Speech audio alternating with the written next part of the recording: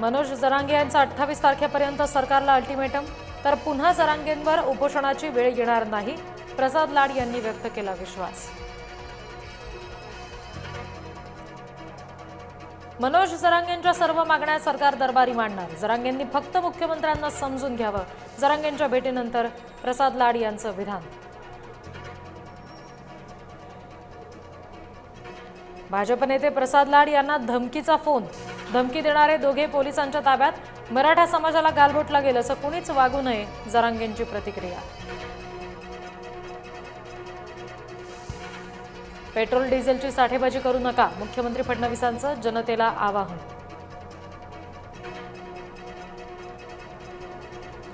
राज्यात अनेक ठिकाणी पावसाची हजेरी, कुठे रिमझिम तर कुठे जोरदार पाऊस, नागरिकांची तारंबळ, उकाड्यापासून काहीसा दिलासा।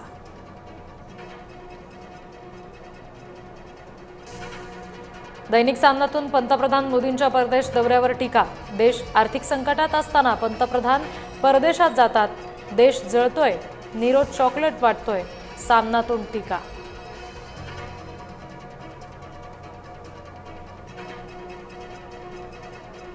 नागपूरमध्ये ठाकरे गटाचं अनोखा मेलोडी आंदोलन, मोदींकडून गरिबांची थट्टा केली जात असल्याचा गंभीर आरोप।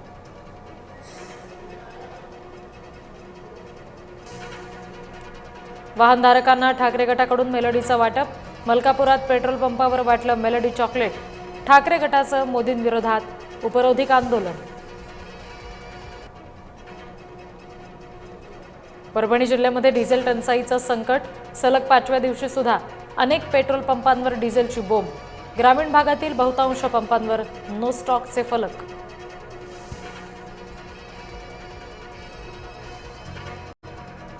हिंगोलीमध्ये डिझेल टंचाईचा गॅस वितरण सेवेला सुद्धा फटका, घरोघरी सिलेंडर पोहोचवणाऱ्या वाहनांना डिझेल मिळेना, वाहनाला धक्का मारत सिलेंडर पोहोचवण्याची वेळ।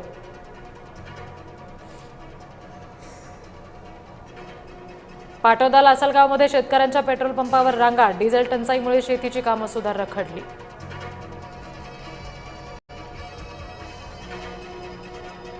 नागपूरमध्ये पवार गट आक्रमक, महागाई, इंधन दरवाढ, बेरोजगारी विरोधात आंदोलन, जिल्हाधिकारी कार्यालयाच्या समोर आंदोलन।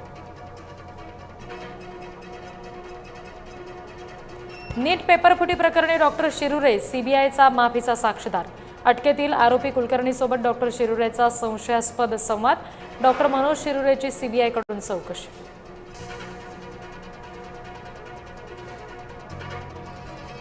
उल्हासनगरच्या कैलास कॉलनीत दिवसाढवळ्या गोळीबार, भर चौकात 60 राऊंड फायर, 3 जखमी, गोळीबार करणारे चंद्रशेखर बिराजदार आणि अजय राव अटकेत।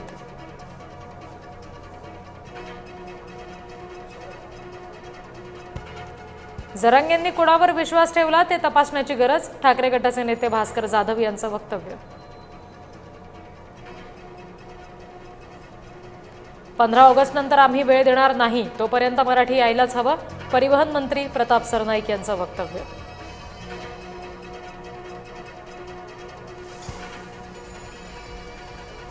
कॅथ लॅब कथित घोटाळा प्रकरण, तानाजी सावंत मनसेच्या निशाण्यावर, संदीप देशपांडे यांचे गंभीर आरोप। नवी मुंबईत नालेसफाईची कामं अपूर्ण, महापालिकेवर ठाकरे गटाचा आरोप, कार्यकर्ते उतरले थेट नाल्यात। वांद्रे दगडफेक प्रकरणामध्ये आणखी 3 आरोपींना पोलीस कोठडी, एकूण 18 आरोपींना 26 मे पर्यंत पोलीस कोठडी।